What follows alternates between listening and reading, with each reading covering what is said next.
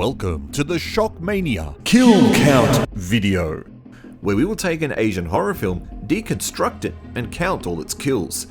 In this video we head over to Japan to check out this cheap looking horror slasher film featuring a huge headed doll whose head and body gets progressively bigger during the movie.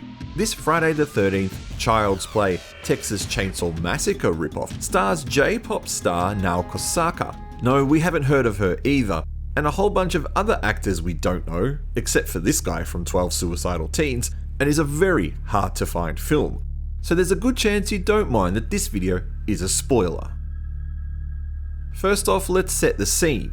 A group of teens head to a summer camp after they receive a party invitation and a promise of a lot of money.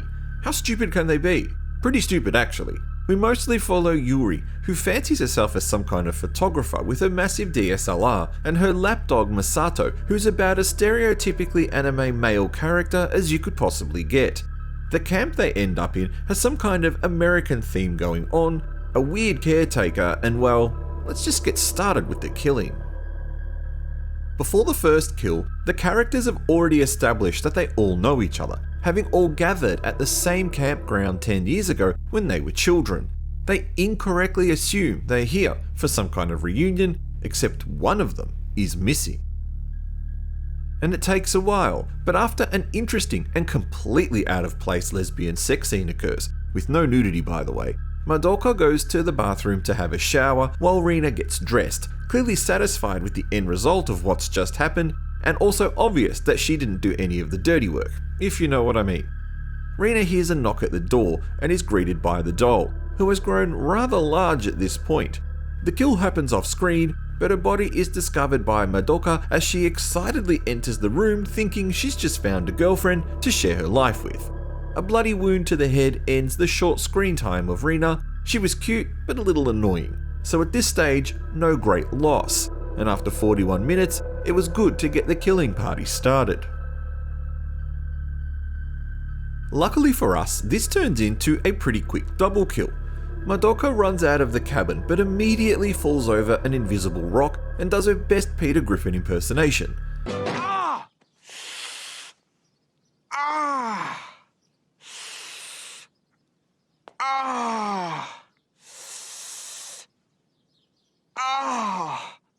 As she lays on the ground, wincing in imaginary pain, the large doll emerges from the cabin, axe in its right hand, ready to chop away. We assume Madoka cops it pretty badly here, but are confused that her scream doesn't alert everyone else. 43 minutes in, and 2 kills on the board to the doll. Chubby, sorry I didn't pick up his actual name, so I'll refer to his nickname in the film, has a running theme in the movie. His desire to pee all the time really emphasizes the phrase Japanese bladder here. While everyone is sitting around enjoying the barbecue, he realizes he needs to pee for the 40th time that day. Don't worry Chubby, I can relate, and for you guys laughing at me, be prepared when you get older, you'll be like that too. With the toilet cubicle locked, he does something rather unique to males. He goes and pees up against a building. A tree would have been better, but he had to go urgently. The doll stalks him in the background until it gets close enough to wrap some barbed wire around his throat. It chokes him while he's still peeing, still accurate enough to hit the wall until his stream turns red. This technically doesn't make sense, but neither does an oversized doll killing people, so let's not get too hung up on this detail. Chubby gets choked out and dies probably as he thought he would, peeing. Doll now has 3 kills in 5 minutes of movie runtime too, making up for lost time. At this stage of the movie, all the characters have now split up. Misaki goes off in search for cigarettes. Masato went back to check in on the lesbians, hoping to watch something he's only seen in AV videos. Yuri gets upset at Ryota, I think that's his name, for trying to hit on her, and she walks off. Kitazawa has spent all night trying to get the mobile phone signal working, and Ryota hangs around the campfire wondering how he can try and salvage his poor attempt at getting into Yuri's panties.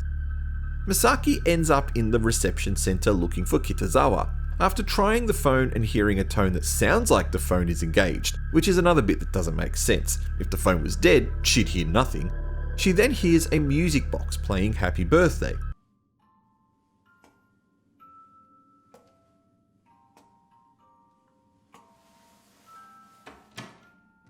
she opens the door and finds Kitazawa's dead body. The curse of the doll strikes, but this happens off camera. I'll still count it as he's part of the cast, so kill count is now 4, even though we didn't see it. The music box was a lure. The doll has Misaki where she wants her. She stabs her in the left shoulder with a barbecue fork, but Misaki fights back. She stumbles into the woods and pulls out the fork while the doll tries to find her. However, Misaki steps into a bear trap.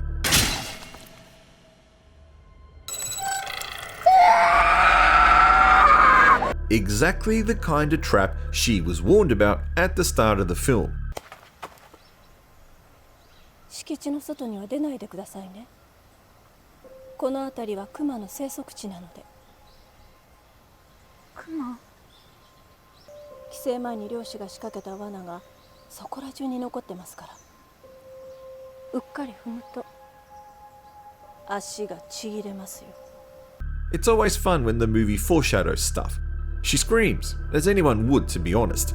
Her foot is caught in a bear trap after all, and this obviously alerts our deranged, oversized doll. Interestingly, the doll has found the fork that Misaki threw away and starts stabbing her again with it. Since Misaki's going nowhere, the doll is able to get a few good stabs in before she finally gets her in the throat after muttering the name of the dead child, Yoshiko.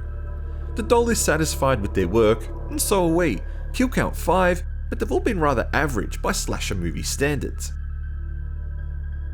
Drunk and alone by the campfire, Ryota beckons a shadowy figure to come and sit with him. But it's the doll, and it runs after him at full pace with a knife ready to stab.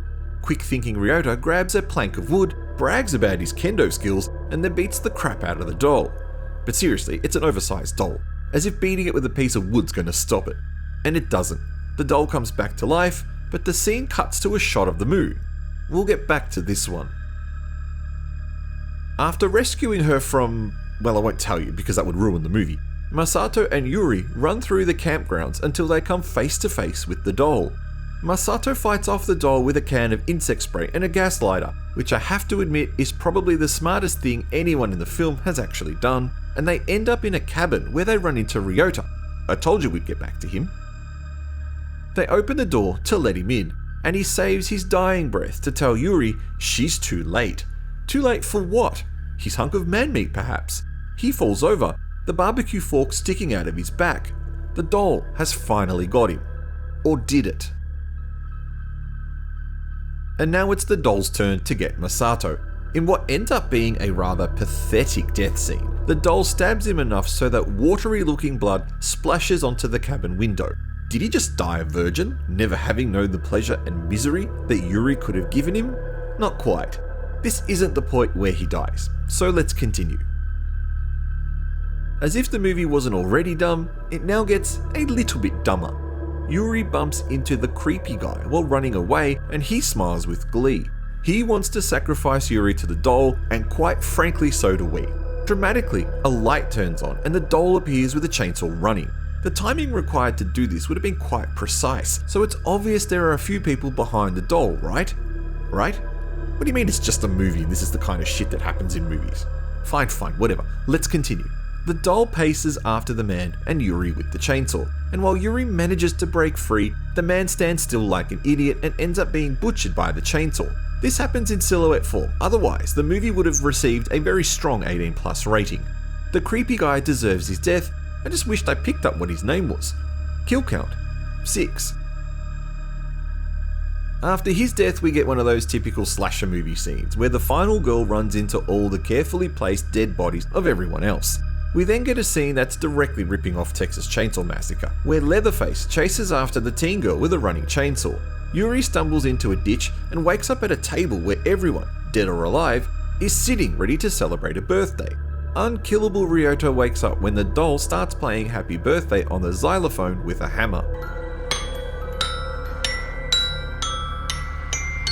Its accuracy using such a big tool is impressive, but Ryota's head is a bigger target. And finally, the doll gets the coveted kill of Ryota, and about time too, as I was getting sick of hyping up his death scenes. Kill count is now at 7. A revelation is made. When Yuri knocks the doll's head off the doll and reveals the obvious person within, we can see it's Kitazawa. Only it's not really him. The real Kitazawa died before the kids got to camp. This fake Kitazawa is actually Yoshiko's dad, who wants to get his revenge on the brats who destroyed his daughter's life. It's a sad tale of bullying and its effects on both the child and parents, but Yuri doesn't really care and he wants to kill her. She fights back, gets him down on the ground, grabs a fire extinguisher and whacks him across the head with it. I assume killing him instantly, as he doesn't get back up. Kill count 8. Yuri is responsible for 1, and she'll need to explain that one to the police later on. As her and Masato walk away discussing empathy and other such feelings, they hear a chainsaw.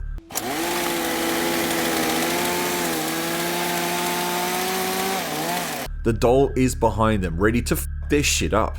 But wait, the dad's dead. How can this be? Well, since we don't actually find out who's in the doll costume, we can only assume that Yuri didn't actually kill him, which now downgrades her murder charge to self-defense.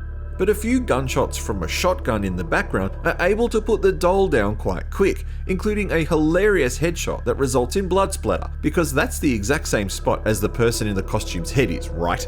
And the subsequent flame which ignites the chainsaw fuel which burns the doll's body.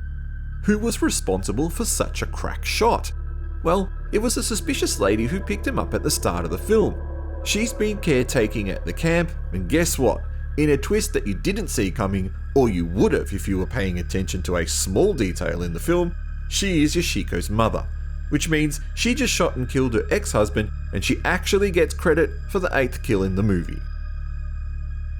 In the end, the movie has 8 kills, 7 to the doll, 1 to the mother, while Yuri and Masato end up getting a second chance to live their life and update their Facebook relationship statuses to in a relationship, or not.